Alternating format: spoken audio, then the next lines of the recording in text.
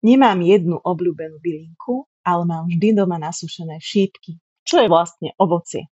Je to veľmi bohatý zdroj vitamínu C, bohatý zdroj fytoflavonoidov, čo sú prírodné antioxidanty, ktoré zároveň chránia aj vitamín C pred rýchlym rozkladom, pretože zo školy sa pamätáme, že vitamín C je veľmi nestály na svetle a teple. Toto ovocie je v podstate úplne bezpečné, nemá kontraindikácie, je vhodné pre detičky, pre tehotné, dojčiace matky, pre starých ľudí. Samozrejme, pokiaľ máte alergiu, je to niečo ojedinelé, ale môže sa stať. Ale inak sú šípky úplne bezpečná bylinka.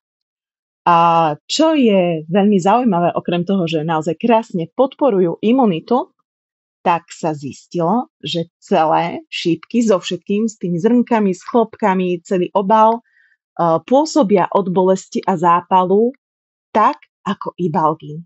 Je to potvrdené vedeckou štúdiou a teda už aj rozsiahlým používaním v mojom okolí, kedy sme to použili na bolesti chrbta, na bolesti klbov, na bolesti zubov, na bolesť po vytrhnutí zubu, veľmi intenzívnu.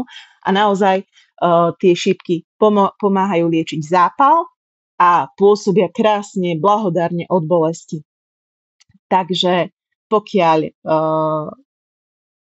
nechcete používať chemické lieky, ale potrebujete si pomôcť od bolesti, kúpiť šípky, pomieť ich v kávovom mlynčeku na úplný prášok a dajú sa zamiešať do jogurtu alebo vyrobiť si z nich doma kapsličky, čo dnes už nie je veľký problém.